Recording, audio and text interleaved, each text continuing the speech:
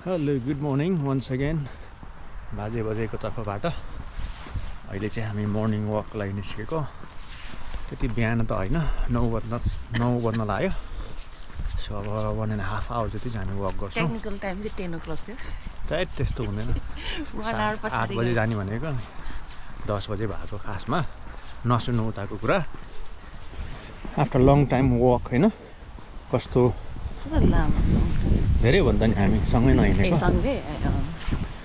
Mountain चढेर आएपछि त झन् अब उहाँको अब नै ठुलो छ अब फेरि के चान्चिने मान्छे हिँड्दैन भन्छ यार आजभोलि बुढालाई धरि गाह्रो छ अपोइन्टमेन्ट मिलाएको आज 1 आवर लेट भइएछ ल अब हामी प्रवेश गऱ्यौँ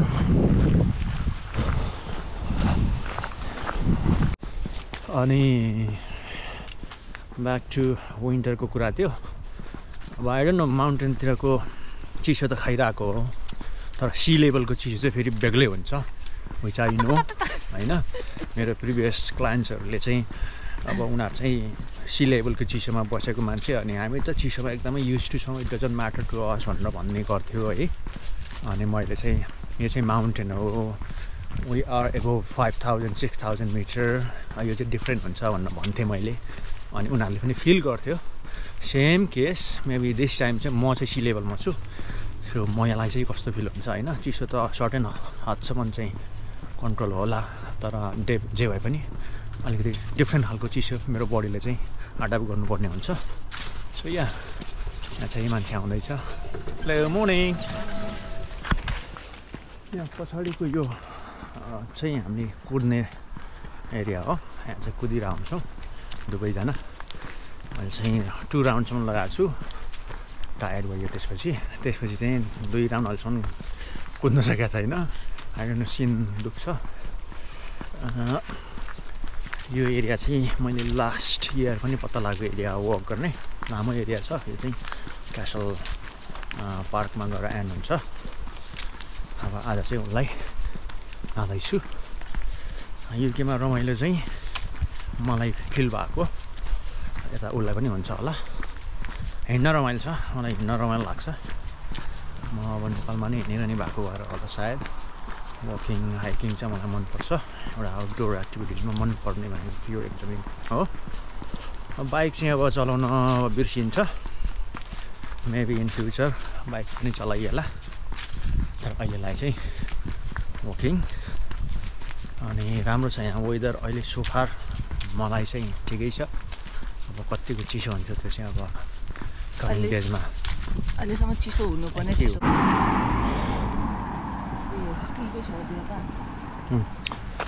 अब हेर्नु न यहाँ एउटा मात्रै सिङ्गल ट्री भनौँ न हाम्रो नेपालतिर एउटा डाँडामा एउटा मात्र रुख भयो भने फेमस हुन्छ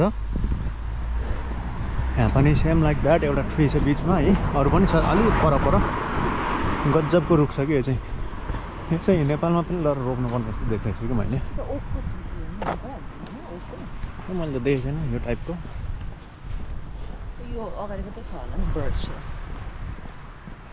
खै त्यति यादै गरिनँ कि मैले यो खालको ट्रीहरू होला आज चाहिँ सन्डे मर्निङ आज लेजी मर्निङ टाइपको हो सबैजना लेजी अब हिजो खानपिन गर्ने बस्ने होइन अनि बिस्तारै उठ्ने आफ्नो घरको कामधन्दा गर्ने सक्ने हामी पनि बिस्तारै उठेर हिँड्न सुरु गरेको अलिकति क्वाइट छ यहाँको लोकालिटी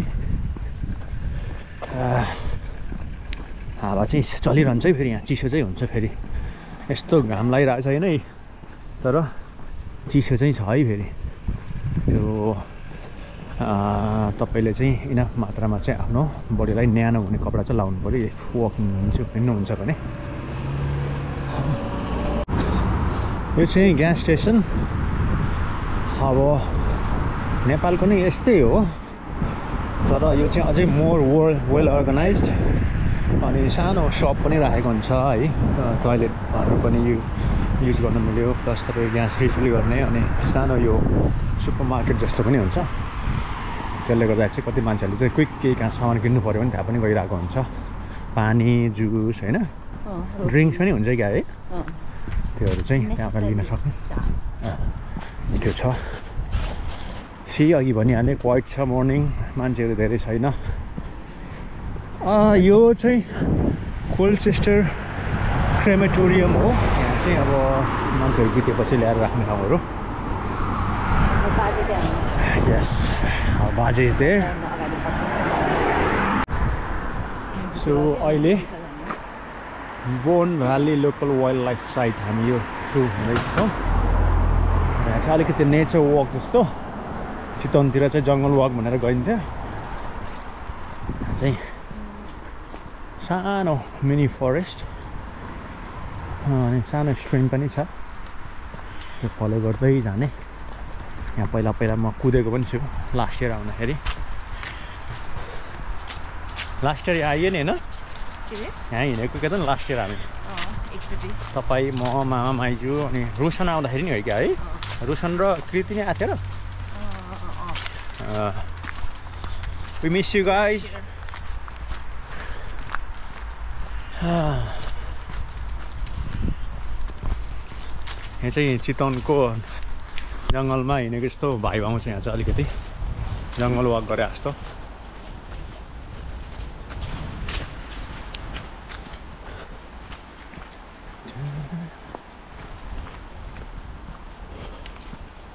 अनि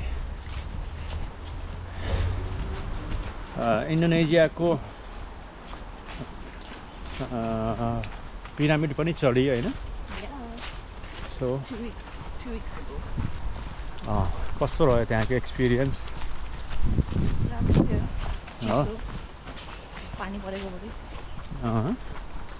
त्यसको बारेमा चाहिँ हामी भेरी सुन एउटा लामो चाहिँ भिडियो ल्याउनेछौँ त्यो चाहिँ काइन्ड अफ उहाँको एक्सपिरियन्स सेयर गर्ने अनि हु नोज म पनि इन्सपायर्ड पो हुन्छु कि or maybe some of you जसले वाच गर्नुहुन्छ यो भिडियो उहाँ पनि इन्सपायर भएर मेबी क्लाइम्बिङतिर अथवा कुनै पिकहरू चढ्ने इन्ट्रेस्ट गर्नुहुन्छ भने तपाईँले त्यो भिडियो हेर्नुपर्ने हुन्छ त्यो भिडियो चाँडै आउँदैछ है एन्ड या म प्राउड फिल गर्छु मेरो बजै देखेर she have climbed the highest mountain on earth as well as she is planning to complete her 7 summits सबै राम्रै भयो भने भेरी सुन सो यहाँ हामी प्लान गर्दैछौँ कसरी जाने भनेर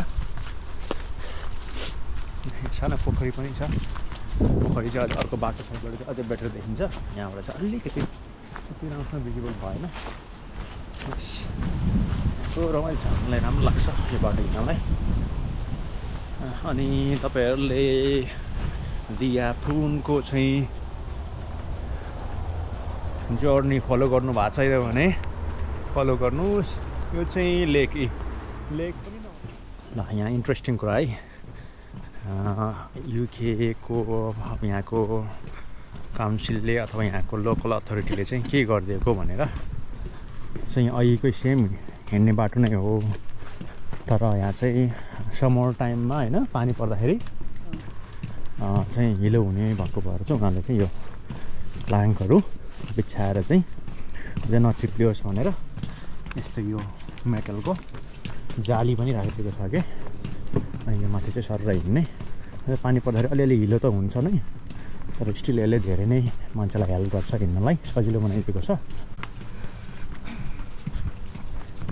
यो जाली भएन भने त चिप्लिन्छ नि अनि पछारिन्छ मान्छे के हो यो चर्च हो यो चाहिँ विम्पल रोड मेथोडिस्ट चर्च रे पहिला पहिला मुभीमा देख्ने ढोकाहरू जस्तै छ क्या स्ट्रेट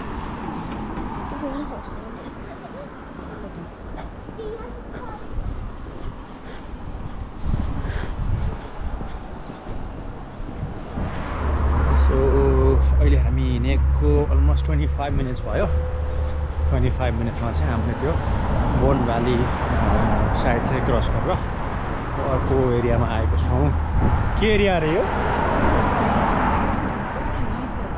हो ओके त्यहाँ छौँ अब यहाँबाट स्ट्रेट गएर क्यासल पार्कको एन्ट्रान्सतिर पुगिन्छ है।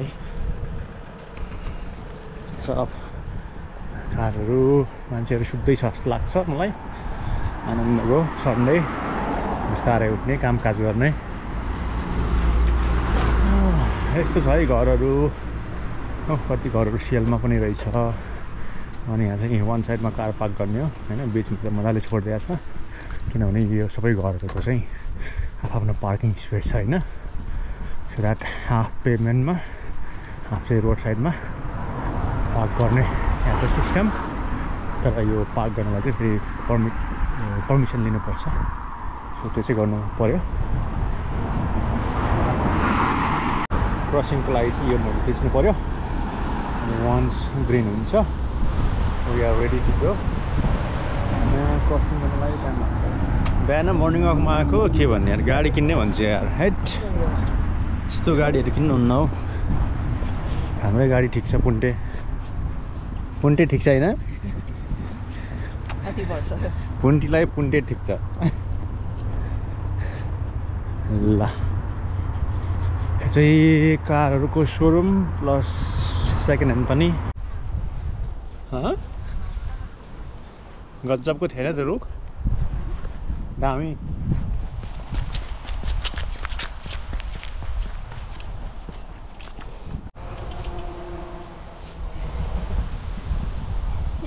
ल लिएर गइदिएर के खाने होला नि।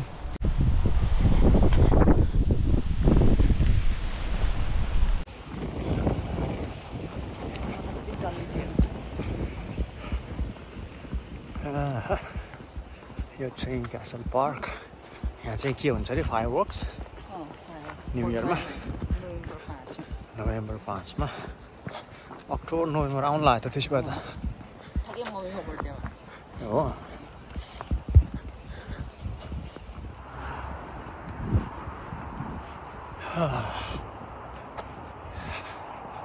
स्टिल 45 मिनट्स बाँकी छ होला हामी पुग्नलाई। तर आई थिङ्क बिचमा हामी नास्ता खाने प्लान गरेका छौँ।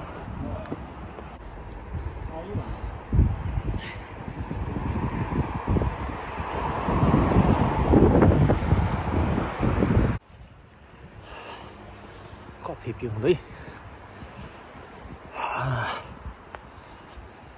2 घन्टा हुन्छ जस्तो छ आज वक।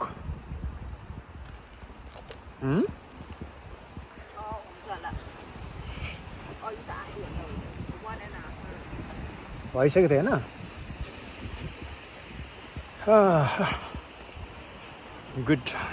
Good stretch.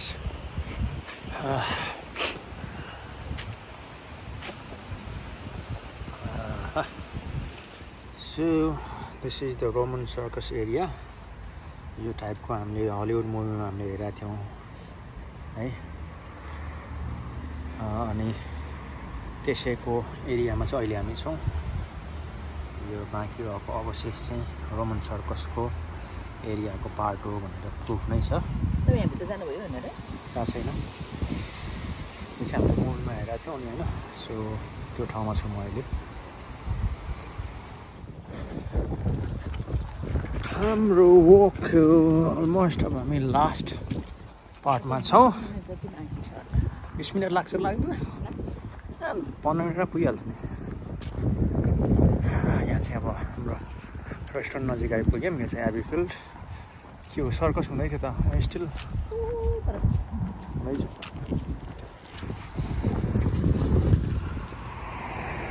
कस्तो भयो त आजको वक? राम्रो भयो, गुड वक हो। भारी बोकाएर त्यो त चलनै हो नि होइन, फिट गराउनु पऱ्यो नि फिट। ल अब घर आउन लाग्यो। सो नेक्स्ट वकमा भेटौँ ल, बाई।